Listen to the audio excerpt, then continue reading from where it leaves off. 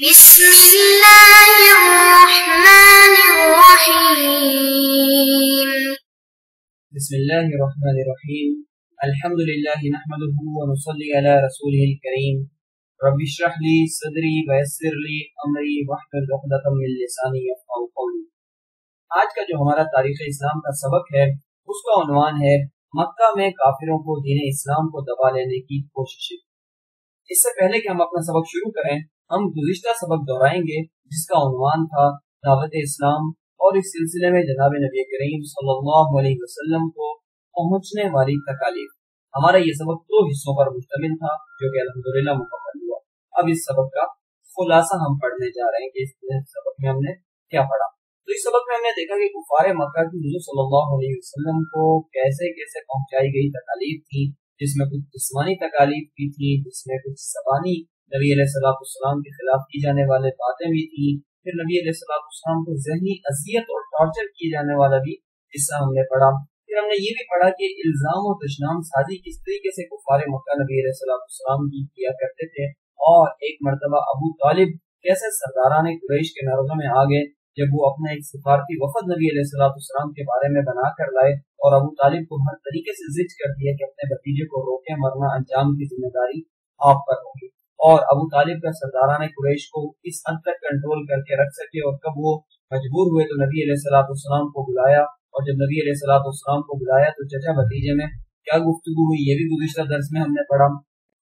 پھر ہم نے یہ بھی پڑھا کہ ابو طالب نے جناب نبی کریم صلی اللہ علیہ وسلم کا کس طرح ہمیشہ ساتھ دیا اور کس طریقے سے نبی علیہ السلام کے ساتھ رہے۔ تو یہ تو گزشتہ درس تھا۔ اب ہم آج کا اپنا سبق شروع کرتے ہیں جس کا عنوان ہے کافروں کی دین اسلام کو دبا لینے کی کوشش۔ ابتدائی طور پر تو معاملہ گفت و شنید تک تھا۔ کافر نبی علیہ السلام سے حیرت سے پوچھتے تھے کہ یہ کیا مذہب ہے، یہ کہاں سے آ گیا، یہ اچانک نبوت کا دعویٰ کیسے کر بیٹھے، چھوڑو ان ساری کی ساری باتوں کو۔ لیکن رفتہ رفتہ یہ معاملہ سنجیدہ ہوتا رہا اور بڑھتا رہا، اور کافروں کی طرف سے بد کلامی اور بد زبانی تک نوبت پہنچ گئی کہ وہ نبی کریم صلی اللہ علیہ وسلم سے اکھڑ لہجے میں، برے لہجے میں، سخت لہجے میں گفتگو، بد کلامی اور بد زبانی کرنے لگے۔ اور جب اس سے بھی دین اسلام کی دعوت کا پیغام نہ رکا تو پھر وہ ڈراوے اور دھمکاوے پر اتر آئے، مسلمانوں کو بھی تکلیف دینے لگے، ڈرانے لگے، اور نبی علیہ السلام کو بھی مختلف قسم کی دھمکیاں دینے لگے۔ اور جب بات اس سے بھی نہ بڑھی تو انہوں نے ایک اقدام اور کیا اور ظلم کا راستہ شروع کیا، اور صرف یہ ظلم کا راستہ کسی ایک شخصیت پر ہی نہیں تھا بلکہ جناب نبی اکرم صلی اللہ علیہ وسلم پر بھی یہ ظلم اور تشدد کا ان کی طرف سے نشانہ بنتے تھے نبی علیہ السلام، اور اسی طریقے سے حضرات صحابہ کرام رضوان اللہ علیہ اجمعین بھی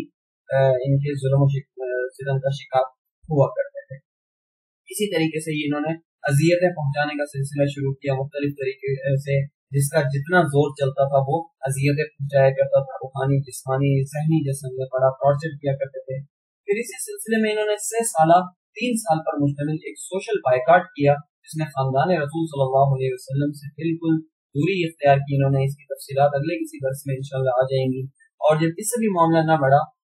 نہ رکا، نبی علیہ السلام کی دعوت و تبلیغ کا سلسلہ موقوف نہ ہو سکا، تو انہوں نے پیشکش کا راستہ اختیار کیا کہ نبی علیہ السلام کی اس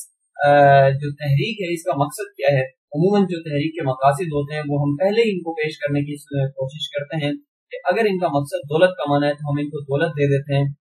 اور اگر یہ کسی عورت وغیرہ کے چکر میں ہے تو پھر وہ اس کو دے دیتے ہیں اور جان چھڑاتے ہیں، اور اگر یہ سرداری کے خواہش مند ہیں، اس لیے یہ سارا کا سارا معاملہ اٹھایا ہوا ہے، تو بغیر کسی کوشش کے ہم یہ تینوں چیزیں ان کو حوالے کرنے کے لیے تیار ہیں۔ غرض یہ کہ یہ تو ایک ظاہری نظر آنے والی چیز تھی، کفار کی طرف سے مسلمانوں کو اور نبی علیہ السلام کو روکنے کی ہر ممکنہ کوشش کی گئی، اور نہ صرف کوشش کی گئی بلکہ دین اسلام کو روکنے کے لیے انہوں نے ہر حربہ، ہر کنڈا استعمال کرنے کی کوشش کی۔ اور جب یہاں سے بھی معاملہ نہ ہوا تو انہوں نے ایک قدم پیچھے کو ہٹایا، اور انہوں نے کہا چلو چھوڑو ساری باتوں کو، ہم اپنی اذیتیں بھی روکتے ہیں، تکالیف کا سلسلہ بھی ختم کرتے ہیں، اور آتے ہیں سمجھوتے اور کمپرومائز پر۔ سمجھوتے کی بات کرتے ہیں، اور نہ ہم تمہیں تکلیف دیتے ہیں، نہ تم ہمارے خودوں کی مذمت کرو، اور تم کبھی ہماری عبادت میں آ جایا کرو، ہم تمہاری عبادت میں آ جایا کریں گے۔ تو اس کا جواب نبی علیہ السلام پر سورہ کافرون کے نزول کی صورت میں ہوا، جس میں کافروں کی اس بات کا جواب دیا گیا۔ تو اللہ تعالیٰ نے فرمایا قل یا ایھا الکافرون، جس کا ترجمہ یہ ہے کہ کہہ دو کہ اے حق کا انکار کرنے والو، میں ان چیزوں کی عبادت نہیں کرتا جن کی تم عبادت کرتے ہو، اور نہ تم اس کی عبادت کرتے ہو جس کی میں عبادت کرتا ہوں، اور نہ میں آئندہ اس کی عبادت کرنے والا ہوں جس کی تم عبادت کرتے ہو، اور نہ تم کبھی اس کی عبادت کرنے والے ہو جس کی میں عبادت کرتا ہوں، تمہارے لیے تمہارا دین اور میرے لیے میرا دین۔ تو اس طریقے سے یہ 30ویں پارے کی سورۃ الکافرون آیت نمبر 1 تا 7 یعنی مکمل سورت نازل ہوئی، اور اس میں بتا دیا کہ کوئی سمجھوتا اسلام پر نہیں ہوگا۔ اب کافروں نے دوسرا ہتھ کنڈا استعمال کرنے کی کوشش کی، اور انہوں نے کہا کہ دیکھو انبیاء علیہ السلام کے ساتھ تو معجزات ہوا کرتے تھے، اور ایسے جو محیر العقول ہوتے تھے، انسانی عقلوں کو دنگ کر دیا کرتے تھے، تمہارے پاس بھلا کیا معجزہ ہے؟ تو نبی علیہ السلام نے کئی معجزات دکھائے، کیونکہ نبی علیہ السلام کی ذات بذات خود ایک معجزہ تھی کہ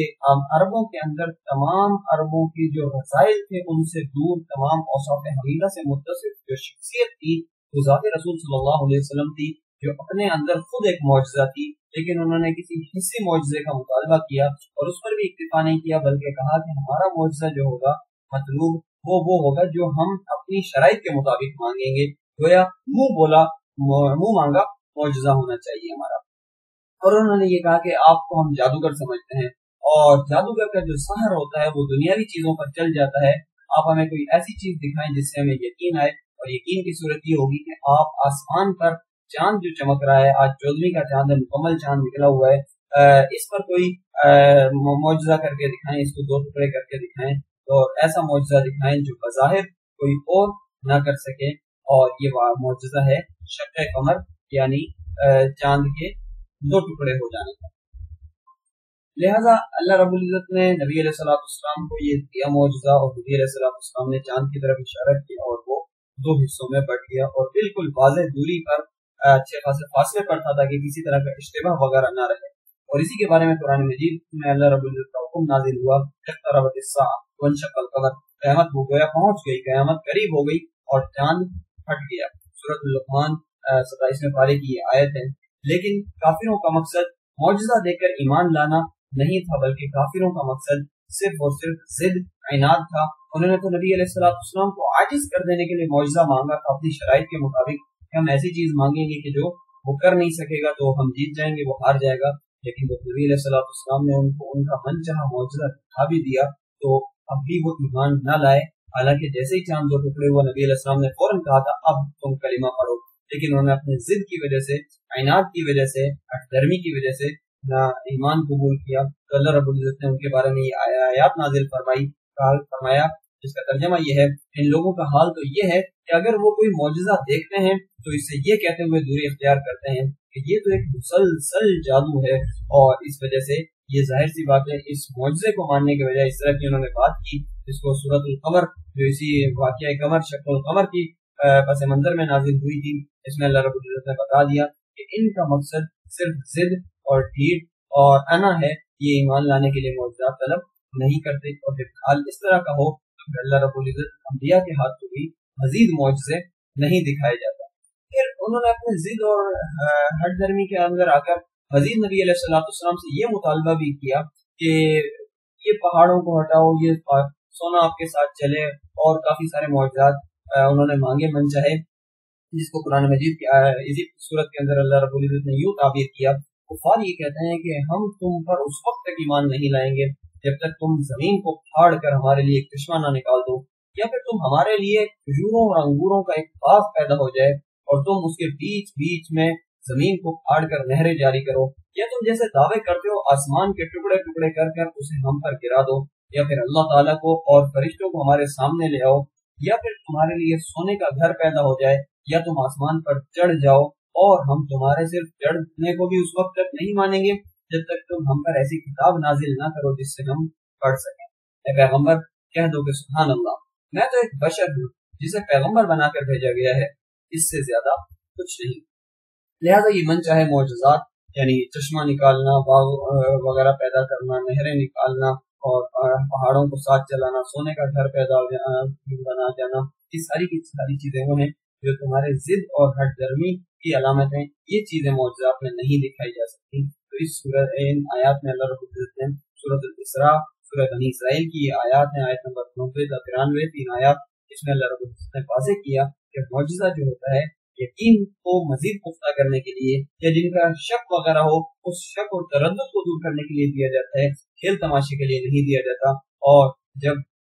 ضد ہٹ درمی انا آ جائے تو پھر ویسے بھی معجزات نہیں دکھائے جاتے۔ اور پھر خاص طور پر اس طرح کے من پسند معجزات جس میں شرائط وغیرہ لگائی دی جائیں، یہ تو ویسے بھی نہیں دکھائے جاتے۔ اور کیوں نہیں دکھائے جاتے؟ اس کا بھی اللہ تعالیٰ نے قرآن مجید میں جواب دیا اور فرمایا تمہیں کیا پتا کہ اگر وہ معجزے آ بھی گئے تب بھی یہ ایمان نہیں لائیں گے، کیونکہ ان کا مقصد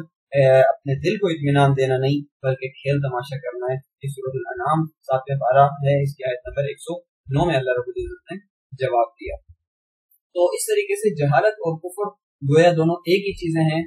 ورنہ نبی علیہ السلام کے ہاتھوں اتنا بڑا معجزہ دیکھ کر ان کو ایمان لانا ہی چاہیے تھا۔ لیکن یہ لوگ تو وہ ہیں جو بالکل ضد کی وجہ سے ایمان قبول نہیں کر رہے، بلکہ اگر یہ ان کو کبھی یقین ہونے بھی لگ جائے دل میں کہ ہاں یہ شاید نبی سچا ہے، تو بھی اپنے دل کو دوسری طرف پھیر دیتے ہیں اور ایمان قبول نہیں کرتے۔ اسی کو قرآن مجید نے یوں تعبیر کیا کہ کافر کہتے ہیں اے اللہ اگر یہ قرآن ہی وہ حق ہے جو آپ کی طرف سے آیا ہے تو آپ ہم پر آسمان سے پتھروں کی بارش برسا دیں یا ہم پر کوئی اور تکلیف دہ عذاب ڈال دیں۔ سورۃ الانفال کی آیت نمبر 32 10واں پارہ۔ تو ظاہر سی بات ہے جب کسی کا اس حد تک معاملہ پہنچ جائے کہ اگر وہ یہ سمجھتا ہے کہ سامنے حق ہے اور پھر بھی یہ کہے کہ اگر واقعی یہ حق ہے تو پھر مجھے عذاب دے دے، کوئی پتھروں کی بارش ہو جائے، تو ظاہر سی بات ہے پھر وہ معجزات بھی ایمان کے لیے قبول نہیں کر رہا۔ لہذا معجزات کے بعد جتنے بھی معجزات نبی علیہ السلام کو یہ دیکھیں اس کے بعد کافر لاجواب تو ہو گئے، لیکن ایمان کی توفیق ان کو نہ ہوئی کیونکہ ان کے دل میں طلب حق نہیں تھی، وہ صرف ضد اور عناد اور ہٹ دھرمی اور اپنی انا کی وجہ سے یہ معجزات وغیرہ ماننا چاہتے تھے، اور اسی لیے وہ کافر رہے، کفر اور جہالت کی وادیوں میں سرگردہ رہے، اسی میں پڑے رہے، ایمان کی ان کو توفیق نہ ہو سکے۔ تو یہاں جا کر الحمدللہ ہمارا درس مکمل ہو جاتا ہے۔ ہم اپنے درس کا پھر خلاصہ پڑھ لیتے ہیں کہ ہمارے درس کا آج کا عنوان تھا کافروں کی دین اسلام کو دبا لینے کی کوششیں۔ اس سلسلے میں ہم نے پڑھا کہ تکالیف کا یومیہ بڑھتا ہوا سلسلہ کہ جو نبی علیہ السلام تک بھی پہنچتا، حضرات صحابہ کرام تک بھی پہنچتا، اور دعوت دین سے روکنے کے لیے کافروں نے کیا کیا ہتھ کنڈے استعمال کیے وہ ہم نے پڑھا۔ اسی طریقے سے مسلمانوں اور نبی علیہ السلام کو دی جانے والی اذیتیں ان میں بائیکاٹ کا ہم نے پڑھا، اور نبی علیہ السلام کو دی جانے والی پیشکش کے بارے میں پڑھا۔ پھر نبی علیہ السلام نے جو